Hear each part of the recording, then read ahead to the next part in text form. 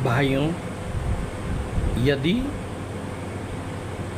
जीना है तो इस पृथ्वी पर दीर्घ काल तक सेवापूर्ण, आनंदपूर्ण और क्रियाशील जीवन बिताने की इच्छा है तो सबको ब्रह्ममय देखना आवश्यक है।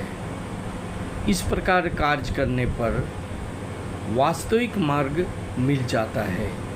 इसको छोड़कर अन्य कोई मार्ग नहीं है। जो व्यक्ति सत्य को न जानकर अबोध की भांति संसार के भोग विलास में निमग्न हो जाता है, समझ लीजिए कि उसे ठीक मार्ग नहीं मिला, उसका पैर फिसल गया है।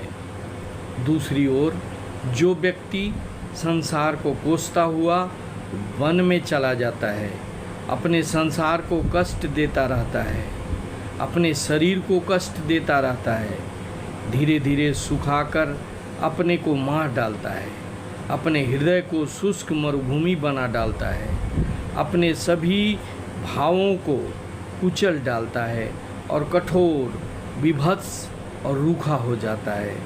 समझ लेना चाहिए कि वह भी मार्ग भूल गया है।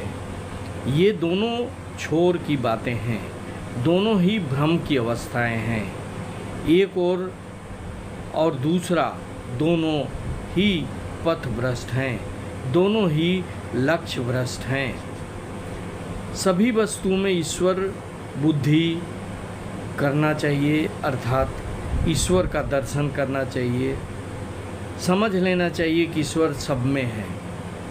अपने जीवन को भी ईश्वर में अनुप्रमाणित, यहाँ तक कि ईश्वर रूप ही समझना चाहिए। यह जान लेना चाहिए कि यही हमारा एकमात्र कर्तव्य है, यही हमारे लिए जानने की एकमात्र वस्तु है। ईश्वर सभी वस्तुओं में विद्यमान है। उसे प्राप्त करने के लिए और कहाँ जाया जाए? प्रत्येक कार्य में, प्रत्येक विचार में वह पहले से ही अवस्थित है। इस प्रकार समझकर हमें कार्य करना होगा। यही एकमात्र रास्ता है, अन्य और कोई दूसरा रास्ता नहीं। इस प्रकार करने पर कर्म फल को लुप्त न कर सकेंगे, फिर कर्म फल हमारा कोई अनिष्ट नहीं कर पाएगा, दुख कष्ट हम नहीं भोगेंगे। ये सब व्यर्थ की वासनाएं हो जाएंगी, परंतु ये वासनाएं ईश्वर बुद्धि के द्वारा पवित्र हो जाएगा।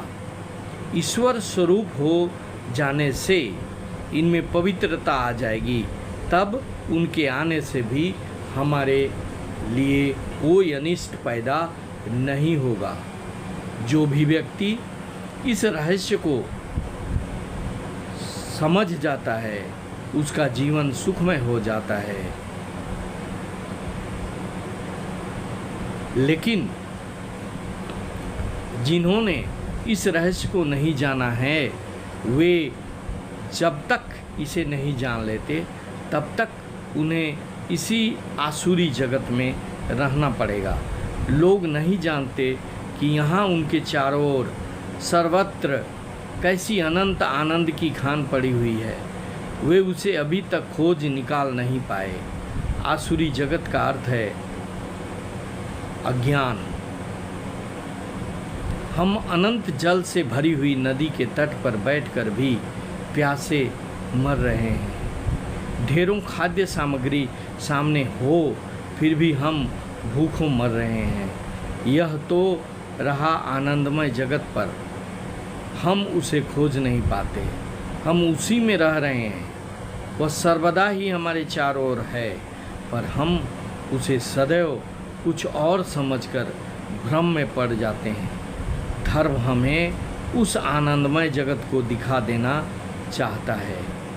सभी हृदय इस आनंद की खोज कर रहे हैं। सभी जातियों ने इनकी खोज की है। धर्म का यही एकमात्र लक्ष्य है, और यह आदर्श ही विभिन्न धर्मों में भिन्न भिन्न भाषाओं में प्रकाशित हुआ है। भिन्न भिन्न धर्मों में जो मतभेद है, वे सब केवल बोलने के दाव पेच हैं। वास्तव में कुछ भी अंतर नहीं है। एक व्यक्ति एक भाव को एक प्रकार से प्रकट करता है, दूसरा व्यक्ति दूसरे प्रकार से। एक जो कुछ कहता है, दूसरा भी दूसरी भाषा में शायद वही कहता है।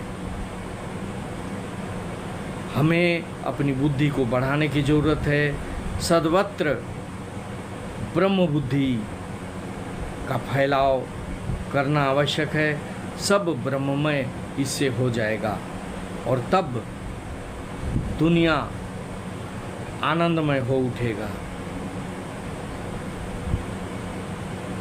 सर्वत्र ईश्वर दर्शन करने से सभी वस्तुओं में, प्राणियों में सर्वत्र ईश्वर ही ईश्वर दिखाई देंगे।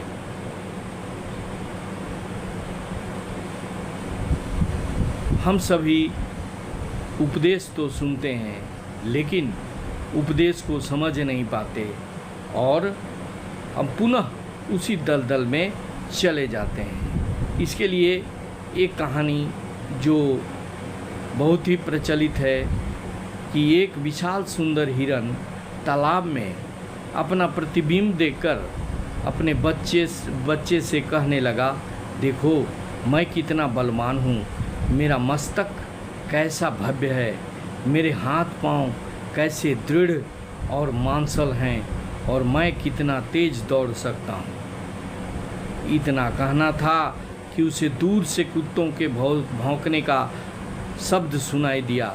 सुनते ही वह जोर से भागा। बहुत दूर दौड़ने के बाद हाँफते हाँफते फिर बच्चों के पास आया। बच्चों ने बोला, अभी तो तुम कह रहे थे मैं बड़ा बलवान हूँ, फिर कुत्तों का शब्द सुनकर भागे क्यों? हिरन बोला, यही तो बात है, कुत्तों की भौं भौं सुनते ही मेरा सारा ज्ञान लुप्त हो जाता है।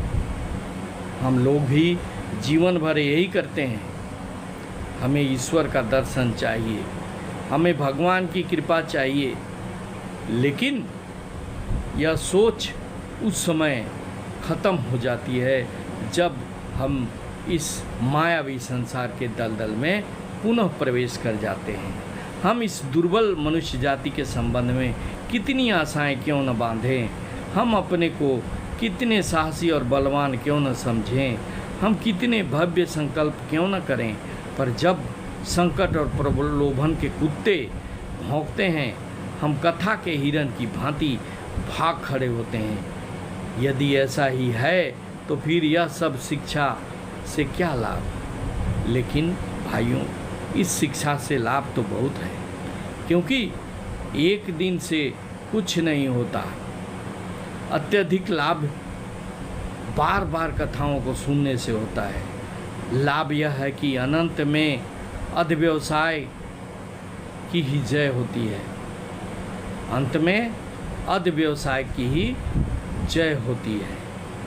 एक ही दिन में कुछ नहीं होता। इसलिए जो भी अच्छी बातें हैं, जो भी ईश्वर संबंधी बातें हैं, जो भी कोई सुनाता हो उसे सुनना चाहिए, मंथन करना चाहिए और चिंतन करना चाहिए। यह बार बार करने से एक दिन सारा संसार हमारे सामने भी ब्रह्ममय हो जाएगा और तब हम जहाँ भी देखेंगे हमें ब्रह्म का दर्शन होगा और जो फल हम चाहेंगे वह फल हमें प्राप्त होगा। हमारा जीवन सुखमय हो जाएगा।